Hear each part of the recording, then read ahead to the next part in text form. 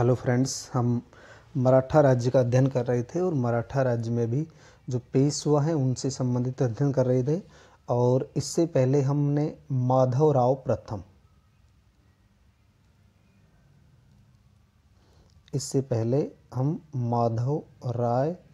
माधवराव प्रथम तक का अध्ययन कर चुके हैं, जिनका समय है 1761 से 1772 तक। यानी 1772 में क्षय रोग के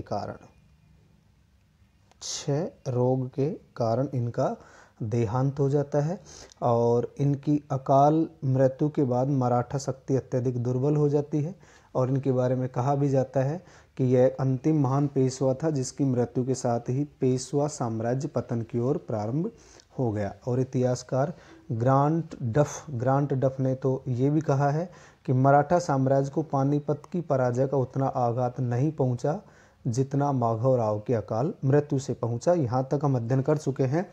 अब क्वेश्चन पूछा गया कि रघुनाथ राव राघोबा किस वर्ष पेशवा बना। रघुनाथ राव राघोबा किस वर्ष पेशवा बना? ऑप्शन है 1772, 1773, 1774 और 1775। अगर हम 1772 की बात करें तो 1772 में एक तो किसका देहांत हो चुका है? माधवराव प्रथम का। माधवराव प्रथम इसका देहांत हो गया है।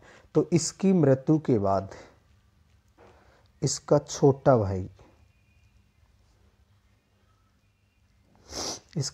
भाई है नारायण राव। ये पेशवा बना। कब बना? 1772 में। और ये कब से कब तक पेशवा रहा? 1772 से 1773 तक। 1772 से, यानी हम क्रम से देख रहे हैं। माधवराव प्रथम 1761 से 1772, क्षय रोग के कारण मृत्यु होती है। उसके बाद इनका छोटा भाई पेशवा बनता है और पेशवा कौन था? नारायण राव। लेकिन इस छोटे भाई की हत्या कर देगा कौन? इसकी हत्या करेगा इसका चाचा। और चाचा कौन है? रघुनाथ राव राघोबा। चाचा कौन है? रघुनाथ राव राघोबा। तो हत्या करके वो खुद शासक कब बन जाएगा? 1773 में। तो हमसे यही पूछा गया कि रघुनाथ राव राघोबा शासक कब बना? 1773 में। किसकी हत्या करके शासक बनता है? किसकी हत्या करके शासक बनता है? ये नारायण राव की। नारायण राव की 1774 तक ये शासक रहेगा। कब तक शासक रहेगा? ये 1774 तक शासन रहेगा। अब जब राघोबा के द्वारा इसकी हत्या कर दी जाती है तो पेशवा का मंत्री था, पेशवा नारायण राव, उसका मंत्री था सखाराम बापू। मंत्री का नाम क्या है? सखाराम बापू। और एक है नाना फड़नवीस।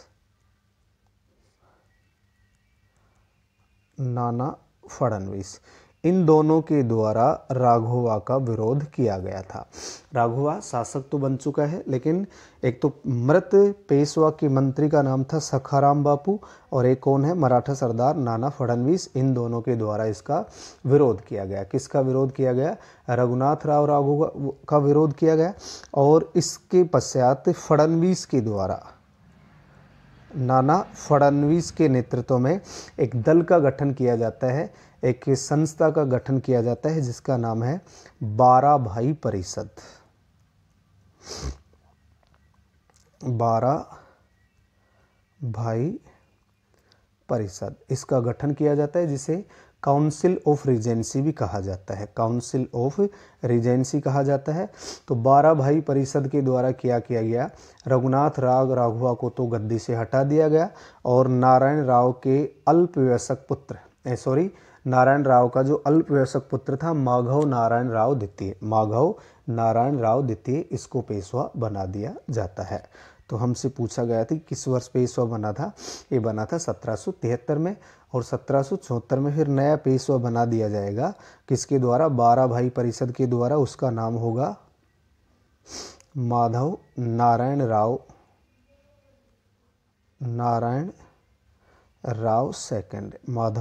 राव सेकंड। और इसका जो समय रहेगा वो रहेगा 1774 1774 से 1795। इसका समय क्या रहेगा? 1774 से 1795। तो इसका उत्तर होगा बी।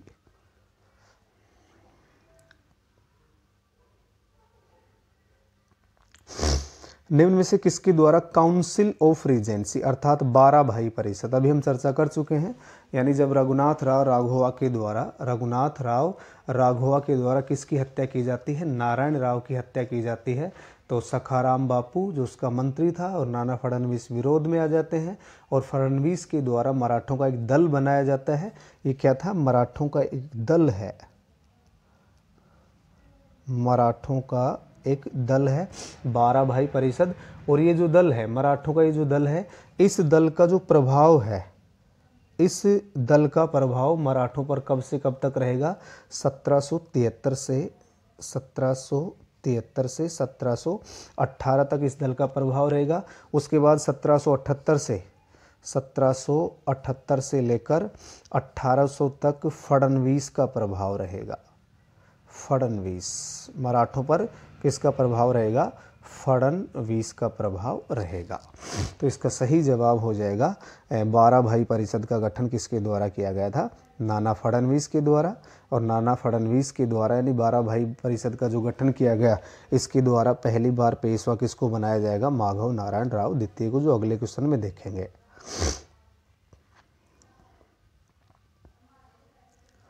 12 भाई परिषद के द्वारा सर्वप्रथम किसे पेशवा नियुक्त किया गया? तो अभी हम चर्चा कर चुके हैं 12 भाई परिषद क्या है?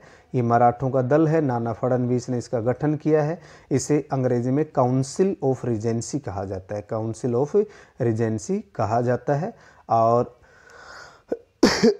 इसके द्वारा पहली बार किसको पेशवा बनाया जाता है? माधव नारायण राव द्वितीय को, जिसका समय रहेगा 1774 से 1795। इसका समय क्या है? 1774 से 1795 तक है।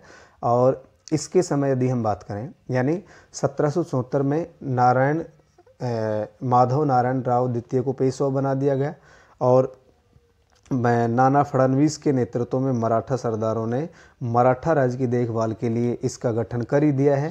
अब वास्तविक जो प्रशासन है, इसके समय जो वास्तविक प्रशासन था, वास्तविक प्रशासन किसके नियंत्रण में है? 12 भाई परिषद के नियंत्रण में।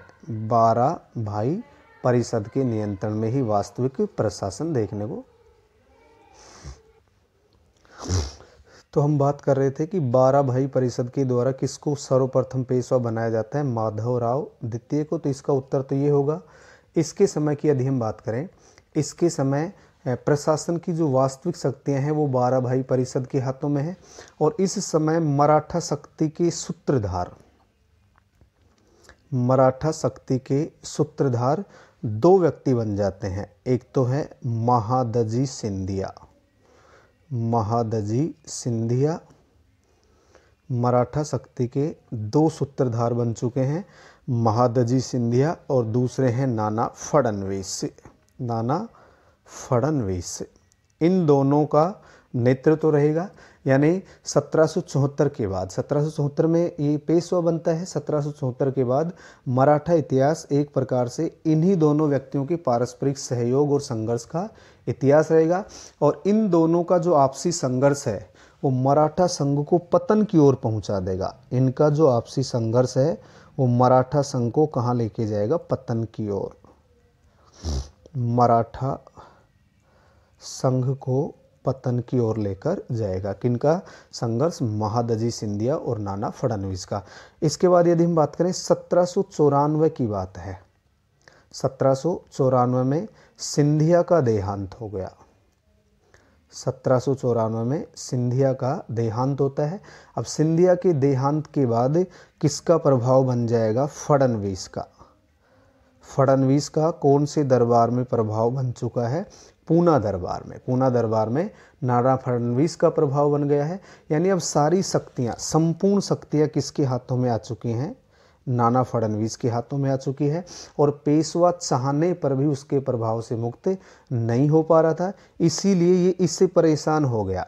ये नाना फडणवीस से परेशान हो गया और परेशान होकर इसने 1796 में आत्महत्या कर ली थी। आत्महत्या कर ली थी। तो ध्यान रखना है, फडणवीस से परेशान होकर आत्महत्या करने वाला पेशवा कौन था? माधव नारायण राव था। माधव नारायण राव था। और माधव नारायण राय के समय, राव द्वितीय के समय ही प्रथम आंग्ल मराठा युद्ध होगा। प्रथम आंग्ल मराठा युद्ध होगा, जो कब से कब तक चलेगा? 1775 से 1782। प्रथम आंग्ल मराठा युद्ध 1775 से 1782 ये किसके समय होगा? माधव नारायण राव द्वितीय के समय होगा। अगला क्वेश्चन है, माधव नारायण राव द्वितीय ने नाना फडणवीस से परेशान होकर किस वर्ष आत्महत्या कर ली थी? अभी हमने इसकी चर्चा की है 1796 में। 1796 में, यानी 1794 की बात करें तो 1794 में तो महादजी सिंधिया का देहांत हो चुका है। महादजी सिंधिया का देहांत हो चुका है।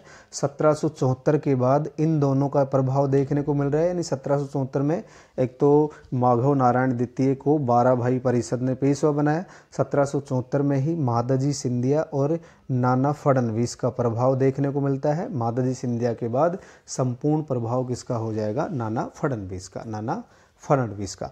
1795 की यदि हम बात करें, 1795 में मराठों ने निजाम को पराजित किया था। मराठों ने किसको पराजित किया था? निजाम को पराजित किया, और निजाम को खुर्दा के युद्ध में पराजित किया था। कौन से युद्ध में? खुर्दा के युद्ध में।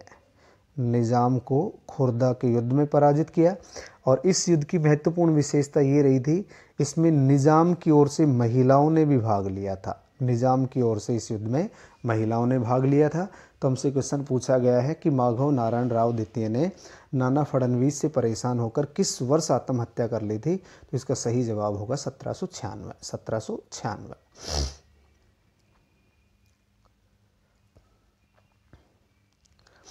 किस पेशवा के समय प्रथम आंग्ल मराठा युद्ध हुआ? किस पेशवा के समय प्रथम आंग्ल मराठा युद्ध हुआ? माधव राव प्रथम, नारायण राव, माधव नारायण राव, बाजीराव द्वितीय। तो माधव नारायण राव, माधव नारायण राव इसे सेकंड कहेंगे। इसके समय प्रथम आंग्ल मराठा युद्ध होता है। अभी हम चर्चा कर चुके हैं 1775 से 1782। 1775 से 1782। और इस युद्ध की जो शुरुआत है, इस युद्ध की शुरुआत सूरत की संधि से होगी। इस युद्ध की शुरुआत सूरत की संधि से। इसी युद्ध में पुरंदर की संधि होगी, इसी युद्ध में बड़गांव की संधि होगी, और इसी युद्ध में सालबाई की संधि होगी। तो अंत की यदि हम बात करें, इस युद्ध का अंत होगा सालबाई की संधि से। इस युद्ध का जो अंत है वो कौन सी संधि से होगा? सालबाई की संधि से। तो हमसे पूछा गया कि किस पेशवा के समय प्रथम आंग्ल मराठा युद्ध होता है? माधव नारायण राव द्वितीय।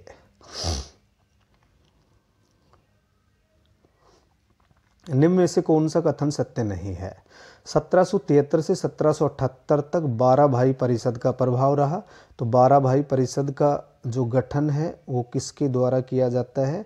नाना फडणवीस के द्वारा। किसके द्वारा किया जाता है? नाना फडणवीस के द्वारा। नाना फडणवीस को मराठों का मैकियावली कहा जाता है, जबकि भारत का मैकियावली, भारत का मैकियावली किसको कहा जाता है? चाणक्य को। भारत का मैकियावली।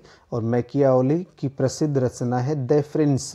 ये इटली के प्रसिद्ध विद्वान हैं, इनकी प्रसिद्ध रचना है द प्रिंस।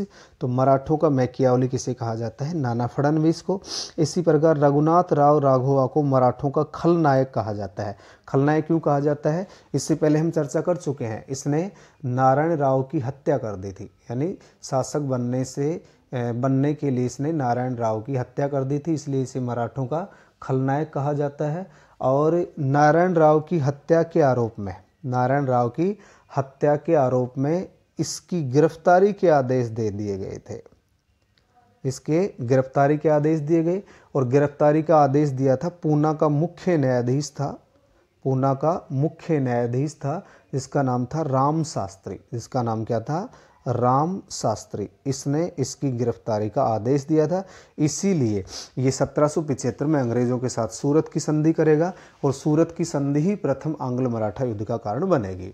रघुनाथ राव ने 1782 में अंग्रेज़ों के साथ सूरत की संधि की। 1782 में नहीं, 1782 में तो सालबाई की संधि होगी। सूरत की संधि होगी 1775 में। सूरत की संधि कब होगी? 1775, यानी 7 मार्च 1775 को सूरत की संधि होगी और ये संधि प्रथम आंग्ल मराठा युद्ध का कारण बनेगी। तो इसमें ये सही नहीं है, ये 1782 की जगह क्या आएगा? 1775। मराठों में अंतिम पेशवा कौन था? मराठों में अंतिम पेशवा कौन था? बालाजी, बाजीराव, बाजीराव प्रथम, माधवराव, नारायण राव और बाजीराव द्वितीय। उसका उत्तर होगा बाजीराव द्वितीय। और ये बाजीराव द्वितीय कब से कब तक मराठा रहा? 1796 से 1818 तक। 1796 से 1818 तक। ये रघुनाथ राव का पुत्र था, एक तो ध्यान रखना है, ये रघुनाथ राव का पुत्र था। बाजीराव द्वितीय रघुनाथ राव का पुत्र था। इसके ऊपर भी किसका प्रभाव बना रहा? नाना फडणवीस का। नाना फडणवीस का इसके ऊपर प्रभाव बना रहा। अब 1800 ईस्वी में नाना फडणवीस का देहांत हो जाता है। 1800 ईस्वी में नाना फडणवीस का देहांत। तो एक बार दोबारा समझिए, मराठों का अंतिम पेशवा पूछा जा रहा है, तो अंतिम पेशवा कौन है? बाजीराव द्वितीय। इसका समय है क्या है? 1796 से 1818। 1796 से 1818। ये रघुनाथ राव का पुत्र था, यानी रघुनाथ राव राघोवा का पुत्र था। इसके ऊपर भी किसका प्रभाव रहता है? नाना फडणवीस। नाना फडणवीस का देहांत हो जाता है 1800 ईस्वी में। नाना फडणवीस का देहांत 1800 ईस्वी में हो जाता है। जब नाना फडणवीस का देहांत होता है तो उसके बाद मराठा जो शक्ति है वो बाजीराव द्वितीय, दौलत राव सिंधिया, यशवंत राव होलकर। अगर हम बात करें, देखो अब मराठा शक्ति किस किस के हाथ में है? एक तो है बाजीराव द्वितीय, बाजीराव द्वितीय। एक मराठा सरदार है दौलत राव सिंधिया, दौलत राव सिंधिया। एक कौन है? दौलत राव सिंधिया। और एक है यशवंत राव होलकर, यशवंत राव होलकर, यशवंत राव होलकर। इनके हाथों में संपूर्ण शक्तियां आ चुकी हैं।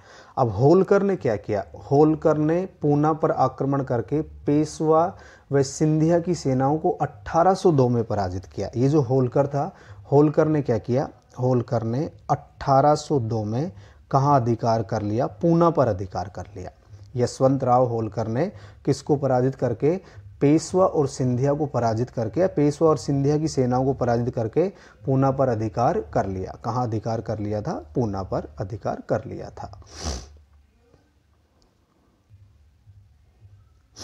इसके बाद देखिए, अंग्रेजों के द्वारा किस वर्ष पेशवा पद को समाप्त कर दिया गया?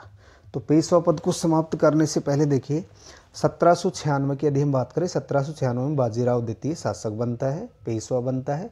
1796 में ही माधव नारायण राव द्वितीय ने आत्महत्या कर ली फडणवीस से परेशान होकर। 1775 में सूरत की संधि होती है। 1802 की यदि हम बात करें, थोड़ा सा इसको समझिए आप। अभी हम चर्चा कर चुके हैं कि 1800 ईस्वी में नाना फडणवीस की मृत्यु हो गई है। नाना फडणवीस की 1800 ईस्वी में मृत्यु हो गई। इसके बाद मराठाओं की शक्ति 3 व्यक्तियों के हाथ में है, बाजीराव द्वितीय, दौलत राव सिंधिया और यशवंत राव होलकर। तो होलकर ने क्या किया? पूना पर आक्रमण कर दिया। पेशवा का मतलब बाजीराव द्वितीय और सिंधिया यानी दौलत राव सिंधिया, इन दोनों की सेनाओं को 1802 में पराजित कर देता है और पूना पर अधिकार कर लेता है। तो 1802 में बाजीराव द्वितीय कहाँ शरण लेता है?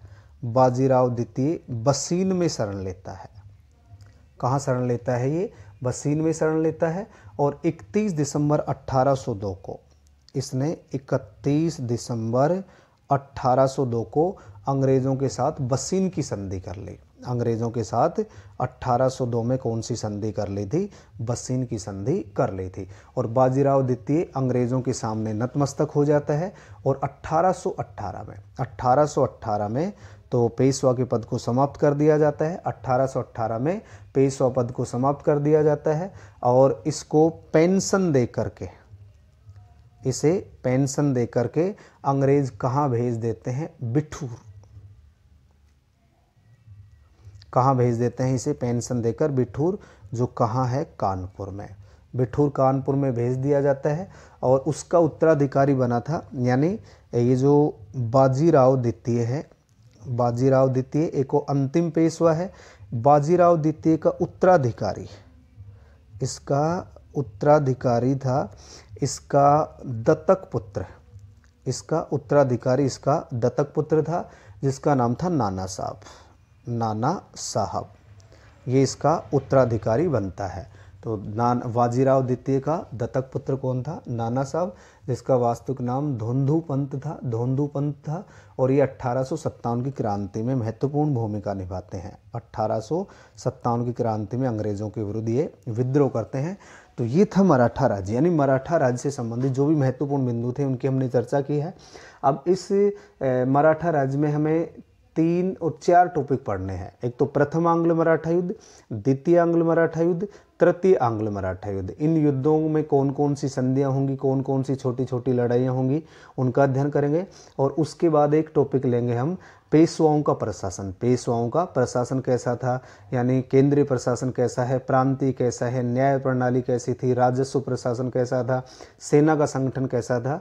तो इनसे संबंधित हम कंप्लीट अध्ययन करेंगे। आज के वीडियो में इतना ही, क्योंकि कल हम चर्चा करेंगे प्रथम आंग्ल मराठा युद्ध। केवल कल हम प्रथम आंग्ल मराठा युद्ध की ही चर्चा करेंगे।